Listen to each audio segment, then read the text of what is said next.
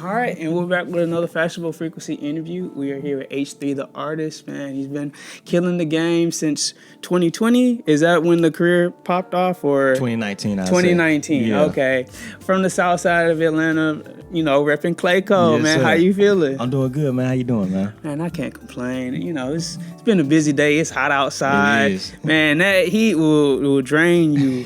Oh my gosh, it is ridiculous. What have you been up to, you know, prior to popping out to the interview?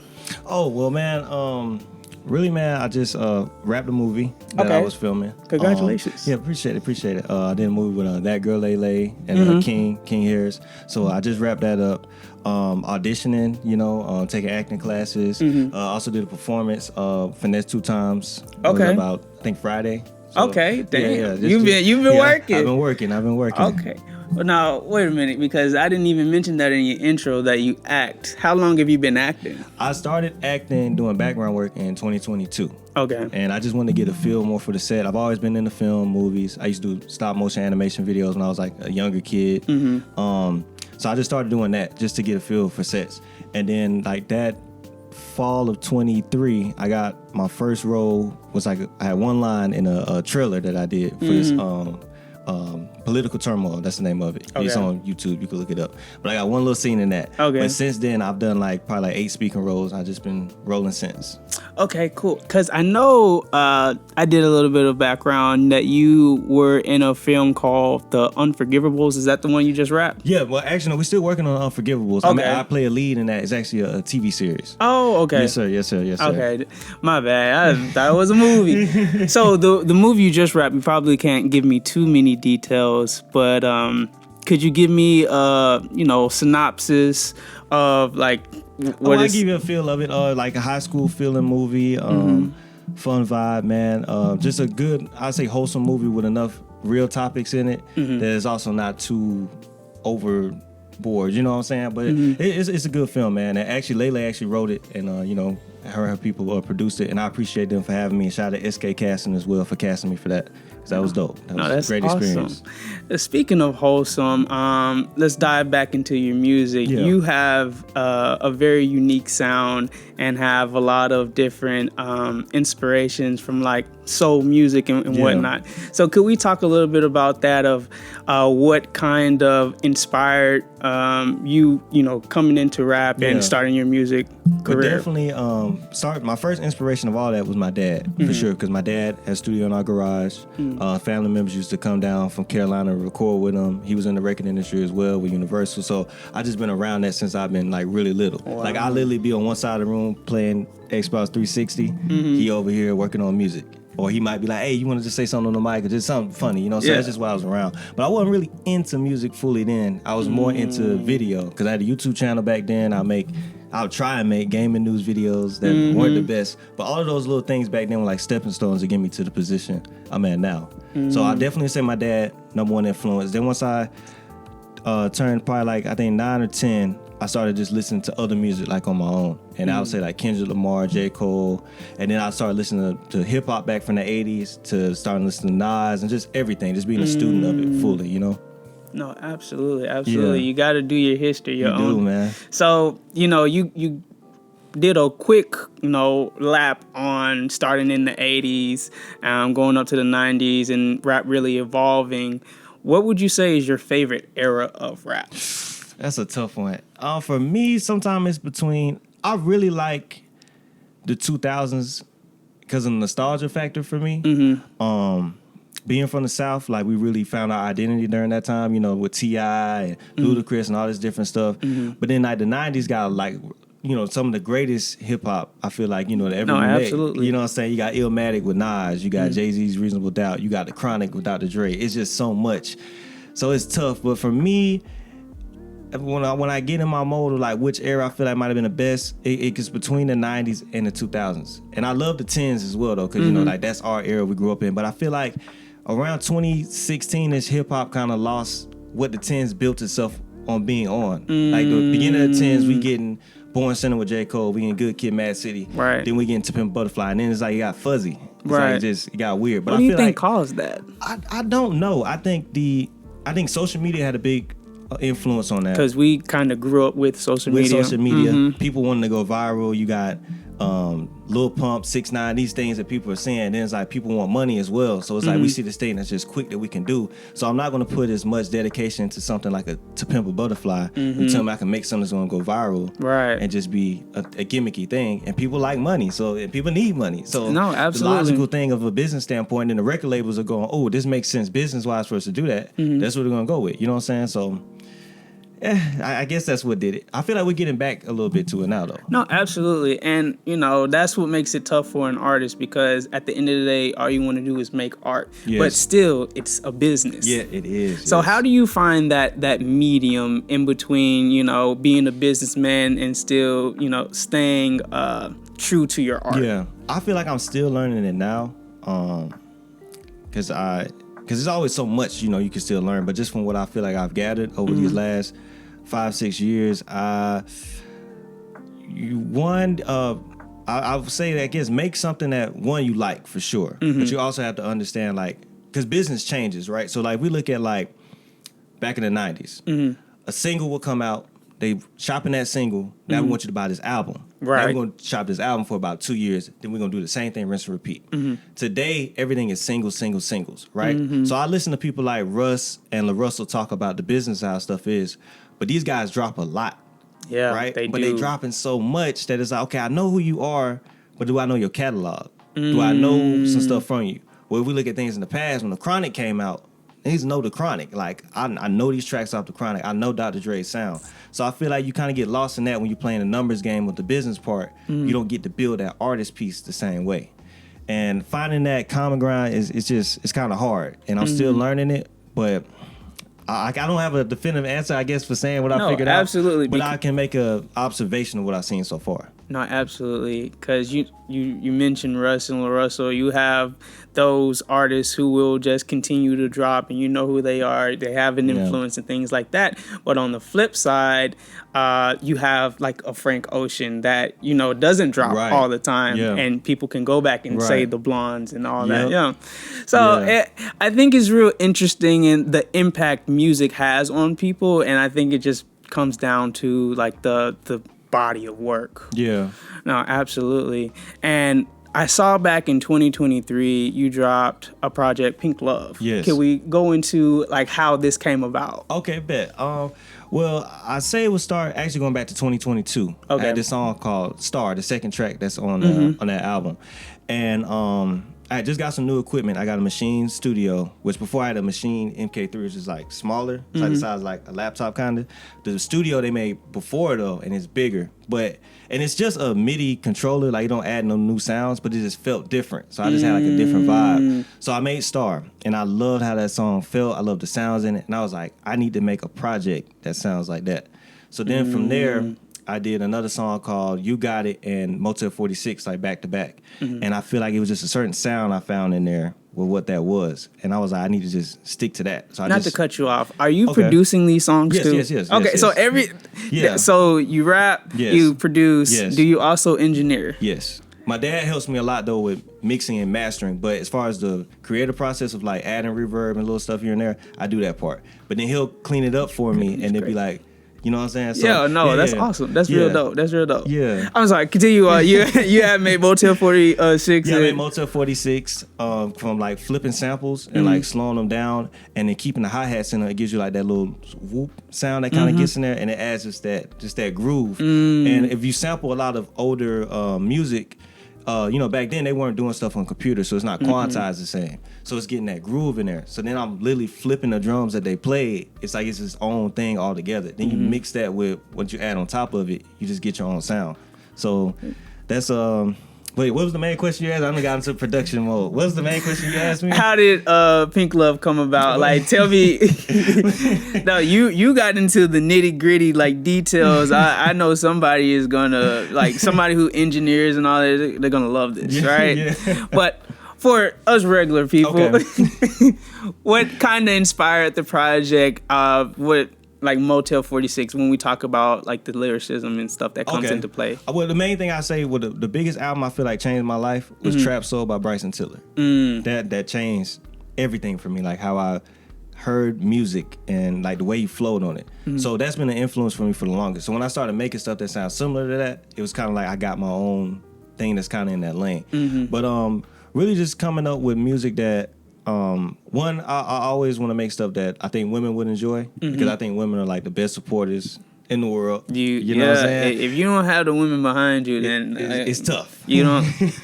Yeah, so definitely making stuff that women would enjoy, and then just making great feeling music. Because sometimes, like, when you get into hip hop, you get so caught up in like lyricism and rapping, and then you can lose that just the thing to make normal people just enjoy a song. You know what I'm saying? So that was, like, I guess, the common ground of what I was trying to find with that. No, absolutely. Because if you, I guess, dedicate too much time and go over something, like too much, you kind of lose what makes it great, right? Yeah. Yep. And we see that when we hear these artists talk about, putting out work, and they talk about perfectionism. Yeah. So it's not going to be perfect. Yeah. You have to just trust your gut, really. Yeah, you do.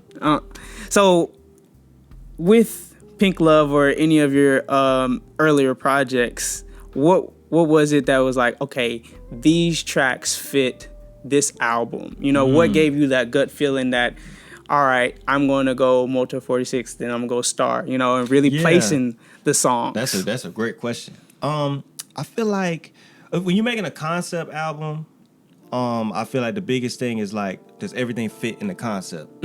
So I'm a type of person, I'm really visual when I think about music, right? So like I'll close my eyes in the studio and it's like, what do I see out of this, right? So first thing I go off is like colors, like pink, blue, greens, those different type of colors. Like my first project, Hero Land, I chose a cover and tinted it kind of green when I was editing it, because it's like, it's new. This is my first project. It feels fresh. So it's like birth, growing, grass, just something new. With Motel 46, I get like neon lights feeling. I get like something that like somebody be seduced to, like that type of feeling, right? So I want to make something that like when you hit play, nothing sounds like it pokes out to like throw you off, like, whoa, why this song come on? But it's cohesive enough that it feel like almost one song without feeling like one song. You know what I'm saying? So seamless transitions. And you brought up Hero Land, the first one you dropped. So in 2022 or 2023, you dropped Hero Land 2. 2020. 2020. That's probably, I had to re-release it. But yeah, 2020 I dropped Hero Land 2. Okay, see, Spotify got me fucking up, man. I'm up here trying to go off my notes. You good, man. You good. No, 100%.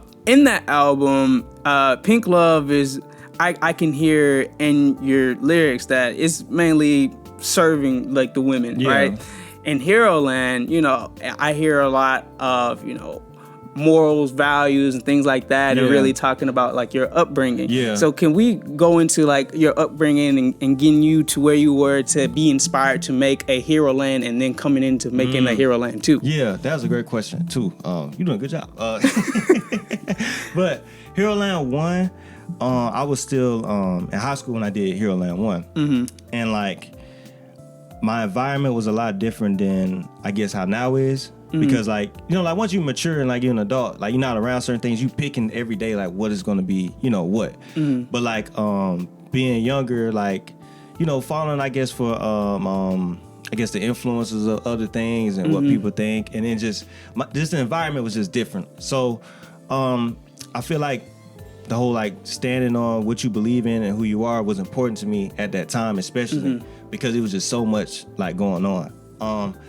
Because like growing up in Clayton County, one thing I will say is like it's like a mix of things. Like you get enough of that, like okay, like your family's middle class, y'all live in the suburbs, but then there's enough of like okay, you right down the street from Four Seasons, and then niggas from Four Seasons live in your suburban community now other niggas from Four Seasons come on, so you know what I'm saying, you get that duality of things, and I feel like that's the main thing I was feeling at that point, was just like not like a out of place sense, but I remember like when my community was one way and then it switched to being another way. And then it's like, now I'm the oddball out, but it's like, no nigga, I've been here. So you know what I'm saying? Yeah. No, I get that. And you see that a lot across every, like, aspect, every corner of Atlanta that it's not what it used to be, where some people who might have lived in apartments are now coming to suburbia, and you know, everybody that was living in Atlanta is getting pushed out. Yeah. So like, how do you? Because I'm assuming you were born here in Atlanta. Yeah. How does that? How do I want to say this without offending anybody? How do you feel about the transplants in Atlanta? Well, as far as people not from Atlanta moving here? Correct. I think it's like everything is getting bad. Cause some, like, you know, like Southerners, we have like certain morals and values that like we have been on for like years.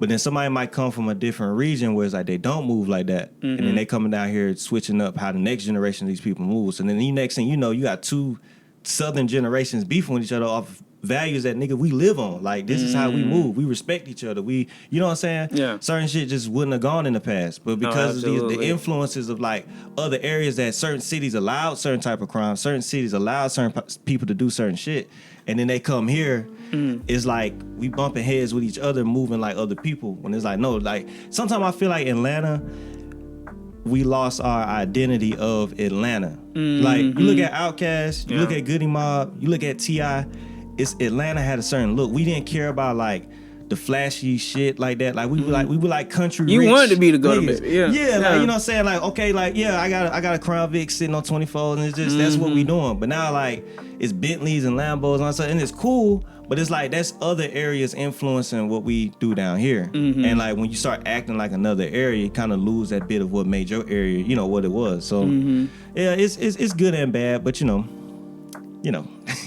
What do you hope in terms of music-wise, the trajectory goes for Atlanta moving forward? If not just hip-hop, just like the overall scene of music. Well, I feel like R&B from Atlanta is amazing. You know, Summer Walker has like changed R&B's landscape completely. 100%. You know, like Usher's influence he's had. Like R&B from Atlanta, I feel like is like in a great position right now. I think the thing Atlanta has to be careful on at this point is like the streets becoming when the streets become your image for your city or for like what you're doing, street politics become that thing as well. And business people and certain things don't want to deal with street politics, so we're not gonna deal with you. You know what I'm saying? What made LaFace and all these people feel comfortable about coming here before is, okay, it's enough people who are true artists here like Outkast that. And then we got enough street artists, and then we got enough R&B artists, is I have a mix. But if all y'all niggas is on some hood shit, it's like, hold on, like, do I want to go to an area that's putting me in that position? You know what I'm saying? That's some of the issue that LA started to have, because, you know, like, niggas really was dying. Yeah, like, no, 100%. So an exec ain't about to be like, am I really going to move there? and have my business there, and my studio might get shot up, or I might have a concert and the concert gets shot up. Now my insurance claim got to go up on this for the next. It's a business. No, you know what absolutely. I'm saying? So people have to be careful with that. But I feel like it's a lot more I think need to be highlighted in Atlanta. Like, you know, I feel like myself, of course, but I feel like Kenny Mason, you know, is dope. Dope artist. Yeah, he's dope artist, man. Jid is dope. You know what I'm saying? Absolutely. It's a lot of guys from here that's like taking what Outkast left us with, mixing it with what T.I. did, and then making it its own thing, and it's just like pure artistry. You know what I'm saying? So just more balance. That's what I'm looking for. Yeah, I think you hit on something that was pretty impactful, where nowadays it is deemed cool to glorify violence and being from the hood, where you had like a Gucci or a T.I., Young Dro, all those guys, they were really just talking about their experiences. Right? You know, it wasn't like T.I. was like, I want to go sell dope so I can rap about it. Yeah. No, he sold it and then he rapped about it. You see what I'm saying? And then, and I feel like just as like, I think it makes it hard for like young men and I guess older men, because it's been this blur between like what being a man is and then what being a gangster is. It's like they've crossed now. It's like, if you ain't willing to shoot this nigga right now, you that's not being a man. That's not being a man. That is not being a man is standing on your morals and your principles and handling your business, taking care of your family. You know what I'm saying? Doing right by people. And being able to communicate. Being able to communicate.